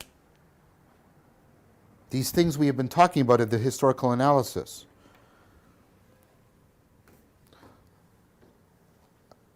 Can we use relevance realization and how it's dynamically self-organizing in this complex? It's self-organizing within each one of these. Remember I showed you how attention is bottom up and top down at the same time. All of these are powerfully self-organizing, and how the whole thing is self-organizing. We know it's self-organizing in insight.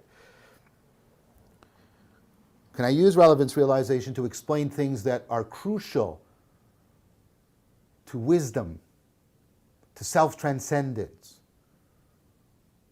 to spirituality, to meaning? That's exactly what I'm going to do. I'm going to use this construct, once I've tried to show you how it could potentially be grounded, building the synoptic integration across the levels, and then do this kind of integration. And think about why this makes at least initial plausible sense. Relevance realization is crucial to insight, and insight is central to wisdom. Relevance realization, and you're getting a hint of it, seems to be crucial to consciousness and attention and altering your state of consciousness. We've already seen can be crucial to wisdom and meaning making. And that would make sense. Look, isn't it sort of central that what makes somebody wise is exactly their capacity to zero in on the relevant information in a situation? To take an ill-defined, messy situation and zero in, to pay attention to the relevant side effects, the relevant consequences, to get you to pay attention to what are the important features, to remember the right, similar situations from the past. Yeah, right? Well, you say, okay, I sort of see that.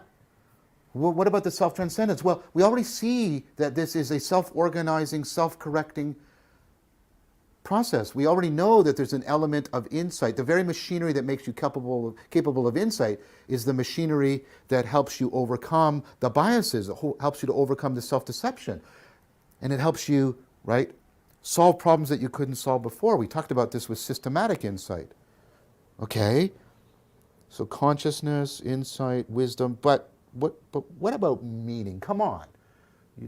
Where's all that?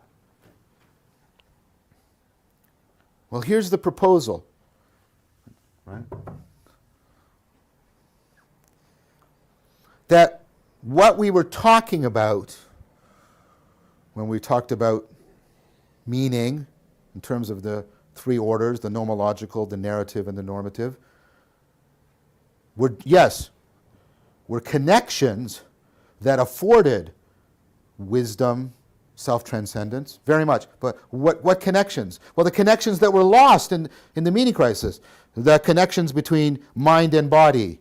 The connections between mind and world. The connections between mind and mind. The connection of the mind to itself. These are all the things that are called into question. The fragmentation of the mind itself.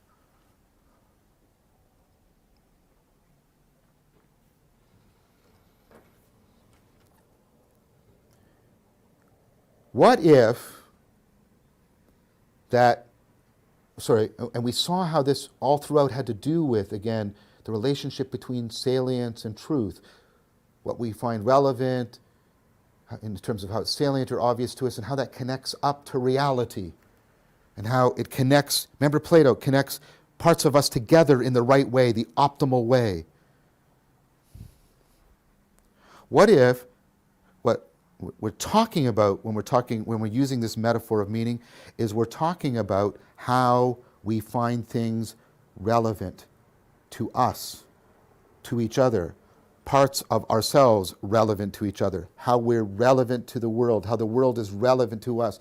All this language of connection is not the language of largely causal connection, it's the language of establishing relations of relevance between things. Perhaps there's a deep reason why manipulating relevance realization affords self-transcendence and wisdom and insight, precisely because relevance realization is the ability to make the connections that are at the core of meaning, those connections that are quintessentially being threatened by the meaning crisis. That would mean if we get an understanding of the machinery of this, we would have a way of generating new psychotechnologies, redesigning, reappropriating older psychotechnologies, and coordinating them systematically in order to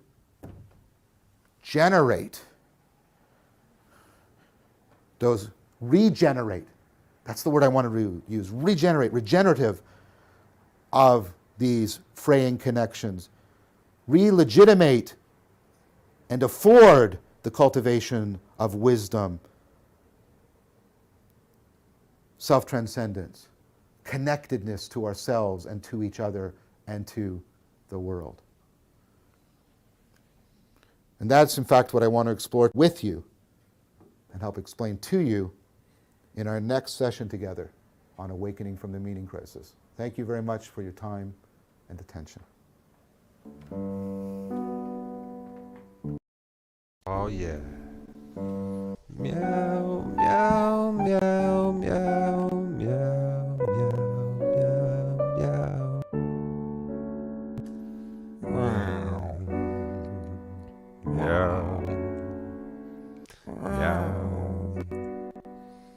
Rough. Okay, that was a good one. All right, let's see. Where were I we? like that proposal at the end. All right, so Social communication, consciousness. this is our ability to zero in on the relevance, intelligence. Yeah, so we're talking about the frame problem previously. And how do we solve that frame problem? And it comes down to consciousness. Maybe the way we solve this, our working memory and our ability to recognize what is relevant within that working memory and how to piece it together. And intelligence, as far as in species, except for certain circumstances, like you said, like cephalopods and stuff. Social communication. The sociality of the species really dictates its intelligence. Mm-hmm. And communication is essential. And so Grice was saying is we are always conveying way more than what we're saying. Absolutely. Within our communication. So he broke down excuse me, I'm out of gas. Mm-hmm. And then somebody says, oh, there's a gas station around the corner. Yep. And so he broke down, just so the part, excuse me, is a request for the speaker's attention, but not just any request, a short request. I'm not going to overburden you with anything. And then the me, of course, is the speaker. But then when you get to the I, which could also be me, the speaker, well, I'm out of gas. Well, you're not out of gas. You don't, you're not feeling less gassy. So communication relies on an interplay and an understanding between one another that you're going to assume that the person is conveying sincerely to you. Yeah. And so basically, instead of saying something like, instead of excuse me, you could unpack that and be like, I'm asking you to give me your brief attention, but I hope it's not too much a pain because I'm a kind person. I want you to think of me that way, and I think of you with respect. Yeah, that's just too much. That's what excuse me connotates. We're always conveying so much more than we actually say, and good communication is the ability to do that, convey more than what you're actually saying in those words. And you could do that for every single step along the line. I'm out of gas. Like what kind of gas? But you don't need to convey that. The person understands. Yeah. So we use maxims in order to keep from having combinatorial explosions. Combinatorial explosions. Yeah, because we're relying on each other to read between the lines all the time. And actually, intelligence, and I didn't even know this, but interledger, reading between the lines. It's in the freaking word. It's in the word, dude. Isn't that cool? So, we follow these maxims and they're based, you can break them down to like max relevance, max quality of information, truthfulness, quantity of information. Yeah, and you have to, or else you're not going to get we're assuming these basic levels like what cooperation when we communicate. What he mentioned with the how many kids example is like, well, how many kids do you have? And you tell somebody, oh, I got one kid. And then later somebody else says, oh, it's like, well, I have two sons. Well, yeah, it's true when you say you have one kid. But you also have another kid. You also have another kid, which is kind of relevant to. Yeah, it feels like an asshole thing to do to not. Well, tell someone because that the other person assumes when you ask how many kids do you have, it's how many kids do you have in total. Yeah, right. Exactly. So that's the the quality. All of these different qualities, quantities, relevance. It actually every single linguistic maxim we can come up with in communication all follows under the standard of relevance. Yes, yeah. What we say, what we believe to be true, not what is true. Yeah, because you can't demand the truth because what's oftentimes the truth is not, what we believe is not actually true. Okay, so now we're trying to upgrade the maxim to be sincere. Yeah. So we're trying to convey what is relevant to conversation and context. Once again, it always comes back to this capacity for relevance realization, and we still haven't solved what relevance actually means. So what sincerity is basically the proper description to what's relevant to the context. Honestly intended conveyance of what's relevant to the conversation. Because you may be wrong, but you're conveying as best you can what you believe to be true. Yeah, opposed to weaseling around and So that helps you establish clarity in what you're saying. Mm-hmm. So another way of understanding relevance realization is selective attention. How to hold and work in memory what's important to deal with combinatorial explosion, and also all the different side effects of potential actions you could take. Which of those do we want to pay attention to, and which do we not? And how do we organize our information? And they all how do we categorize and self-organize organize to all each of other, this and that's relevant the information? Yeah. the relevance problem. Mm-hmm. So that whole little schema that he drew out Yeah, the is the relevance relevance realization problem, construct. and Yep. it's at the core of our intelligence. Yes. What we're doing here with, well, we got our selective attention, we got a working memory of, our known knowns, our known unknowns, that whole end. Then we've got, okay, well, we got to combat this explosion of too many possibilities, but we also got to pay attention to the side effects, but not let that get out of hand. Yeah, there's so much that's begging for our attention at once, and we got to figure out how to recognize what is actually relevant to our lives, personally and interpersonally as a species. And right now, that is so muddled up by all of these attention-grabbing, systems that we have around us. So we recognize relevance is not just cold calculation; it's also what motivates, what arouses and attracts our attention.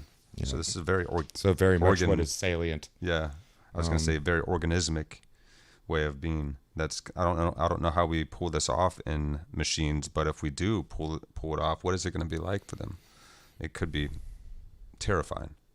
It might not be any emotion at all because they're not organic as we are. I don't know. So he explained what he wants to do in future episodes, which is to analyze, formalize, and mechanize relevance realization. Yes. And then show how to use relevance realization in a multi-app fashion. Remember, multi-app is applicable to many things. Mm-hmm. It's part of that plausibility, the plausibility pairing. Yes. It's the second part. The first part is, okay, there's a bunch of people that are, a bunch of sources that are all pointing into it. That's it. So it helps us. And then this is... Yeah. It helps us develop our salience landscapes, so the landscape of what is standing out to us, and then to problem solve, ideally, optimally in that mode. We use it to narrow in on things essential to wisdom and meaning. That's what he's proposing. So what's interesting about this is there's already the convergence going on here because there's so many different things pointing to the relevance and the relevance realization as being this core of the thing.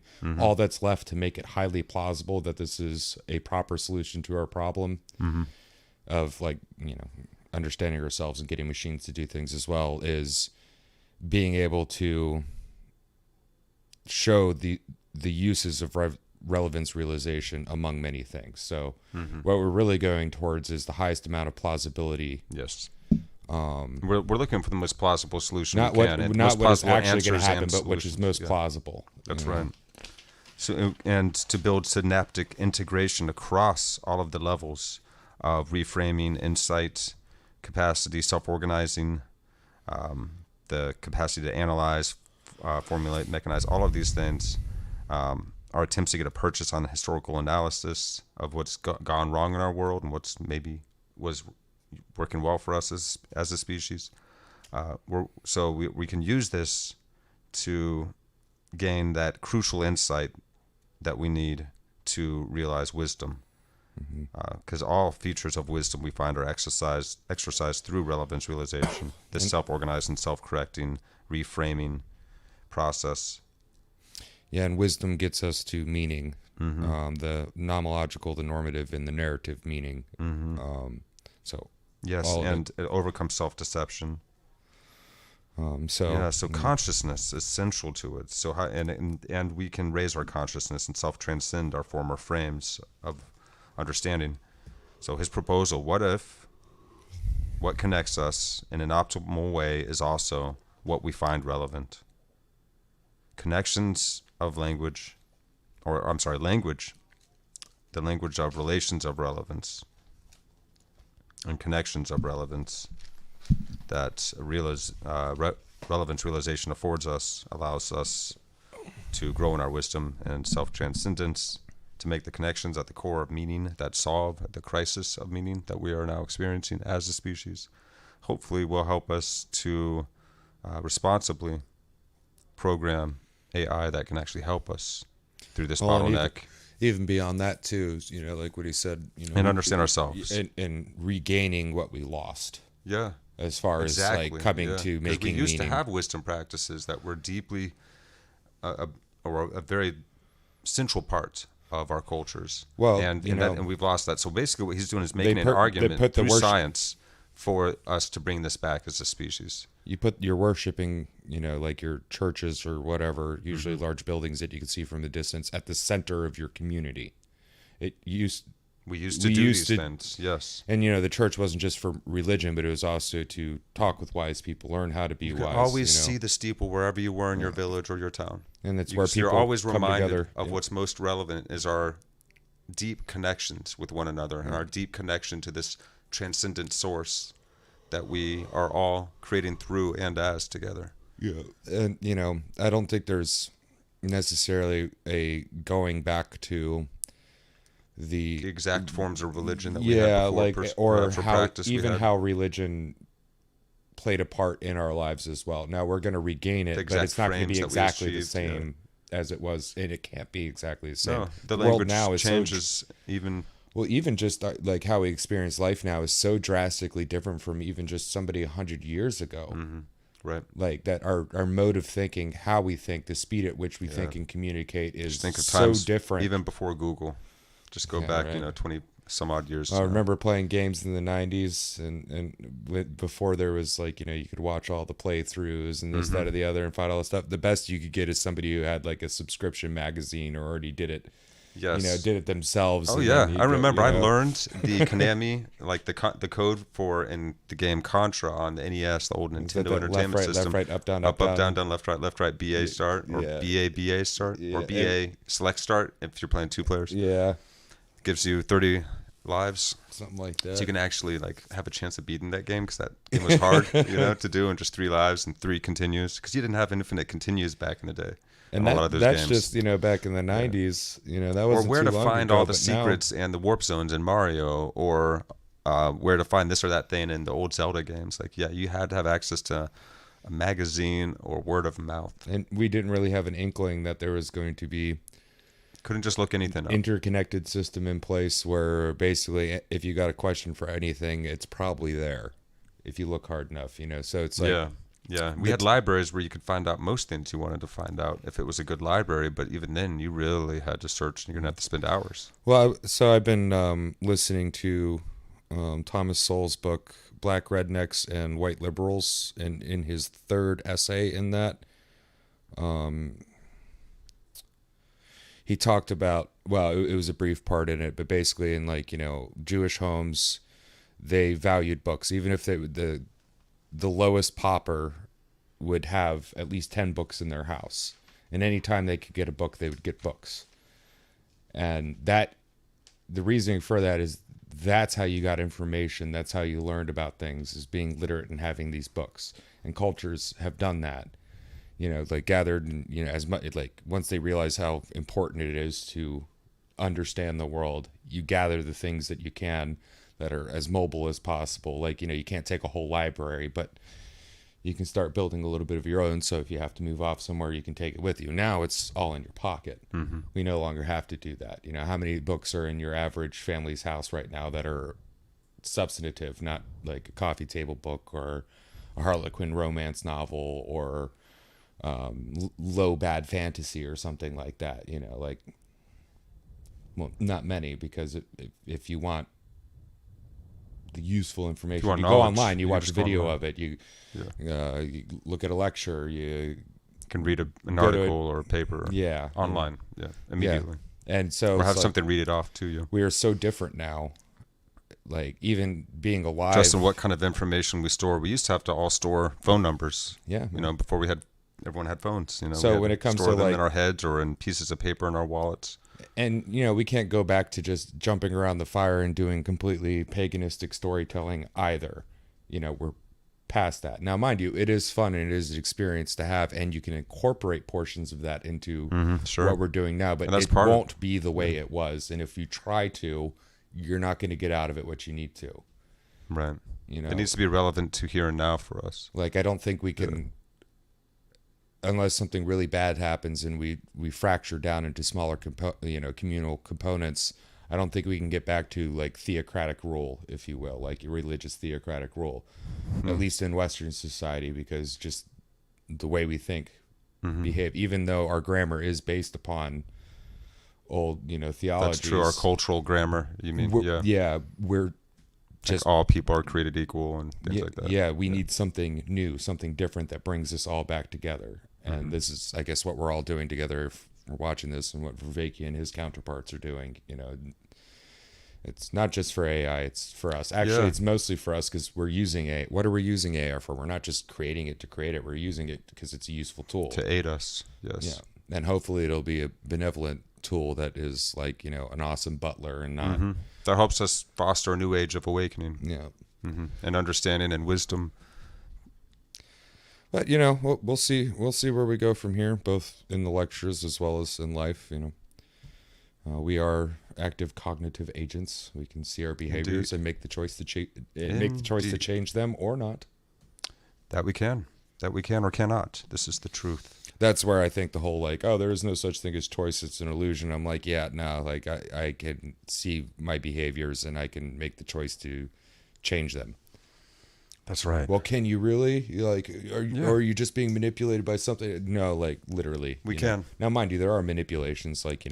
Why go out and do things when you can have everything brought to you at home? Yeah, It's but really instead of being tempting. told what to think, we're learning how to think. Yeah. Through this series and understanding, for instance, that our capacity for relevance realization affords us wisdom and self-transcendence to make connections at the core of meaning. Thus, to understand the machinery of this, we may realize how to regenerate and re-legitimate the cultivation of wisdom and self-transcendence and connectedness in ourselves, in our world, in our societies. And rejuvenate with zeal. I like that. Well, rejuvenate the zeal for this feeling of, feeling good about and really wanting to. The zeal for life and the sense of wonder that we're all missing. Yeah, and becoming better than what you were before. When you're a kid, it's the reason why we joke around and say, oh yeah, when want to be a superhero and all that stuff. Well, the superhero is the ultimate. That's way better than I am right now. Yeah. Superhero can do all the things that I can't do now. They're brave. I'm cowardly. That's Yeah, I don't feel like I'll ever know everything I need to know. I'm going to be learning man, to my last days. Wouldn't that suck? It's like, Wouldn't it? I know it all now. Yeah, but we act that way sometimes. We can get stuck in those modes. Maybe that's why about certain subjects that we feel like we already got a good handle on. So a new perspective on that might be a turnoff for us, and that's unfortunate because we can constantly grow and reframe things without losing our old insights by any means. You're just going to grow and gain more. Well, yeah, it connections reinforces and reinforms and reforms our older ways, our older thoughts. It's like we're afraid of losing our sense of self because we think that is a stable ground, but it's just an idea. Self is just the little sticky ball that the relationships and different things stick to, but it's just this little sticky ball. It's not.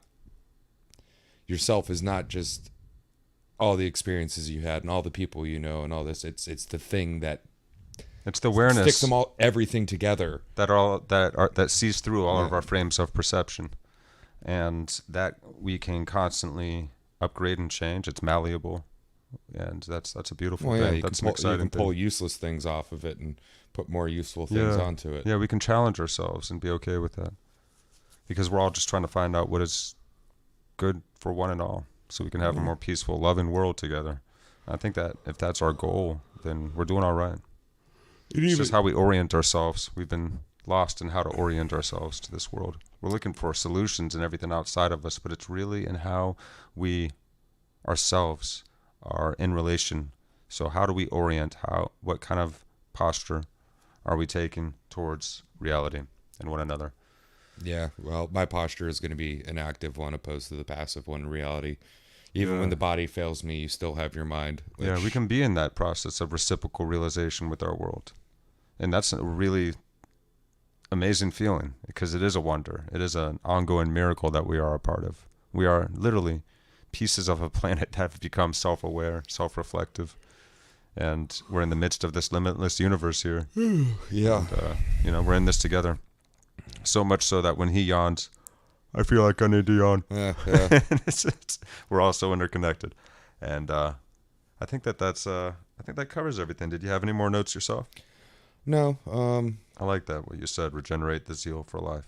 Yeah, well, that's That's so much the answer. It's a beautiful, simple answer for us, it seems. Well, and We're going to understand the way that our awareness works when you here watch, in a very deep way, but it's always going to keep coming back to this essential root. when you watch somebody else who has excitement in what they're doing, you kind of want to do it too. When you see kids playing and having a real good time, even though you're like, oh man, I'm a smoker, my back hurts, like I wouldn't be able to do that. You're like, yeah, I want to do that. You know, I want to run around and play kickball, because you're seeing the enthusiasm. This is, you know, I keep talking about this, but how do we make this intriguing for people and get them enthusiastic about it as well? Yes. You know, in the pure marketable sense, you could, you know, say, you know, how do we make it salient and marketable? But, you know, I would say appealing, attractive. Appealing. Yeah. Well, and, you know, like Something that sell people it are for gonna no make. money, just the time. Hey, man, I'll sell you this experience for about 2 hours of your time. It'd be great. It'd be awesome. You know, it'd be like, I won't say it'd be the best time in the world, but it'd be better than just, you know, doom scrolling, you know, so. Huberman. What's that guy's name? Because you're making me think of this guy. I think that's his last name. Let me see if he cops. Yep, there he is. Andrew Huberman. Look this guy up, guys. He's on YouTube and podcasting and everything. He's all about body mind integration and different ways that we can use our body. And that's the diet guy. I'm mixing him up with somebody else, actually. There's another guy that they have a similar look to them. I can't ever remember anybody's name. I'll find it later on, but it's like it's a flow movement running practice. I can picture his face now. Yeah, it wasn't Huberman. He's been on Peterson and Friedman and all these guys' channels. I'll remember it for next episode, guys. We'll talk about it. All right, well. All right, Shaw. It's been a good one. Mm-hmm. We love you guys. Thank you so much for tuning in to this episode. If you like the show, make sure to like and subscribe. And to like and subscribe John Vervaeke's channel as well. There's, of course, this Awakening series. He's also got an ongoing wisdom series right now, and then other series. If you go through his videos and look at his playlists, you'll find a wealth of knowledge and wisdom there. So thank you guys once again, and we will see you next time.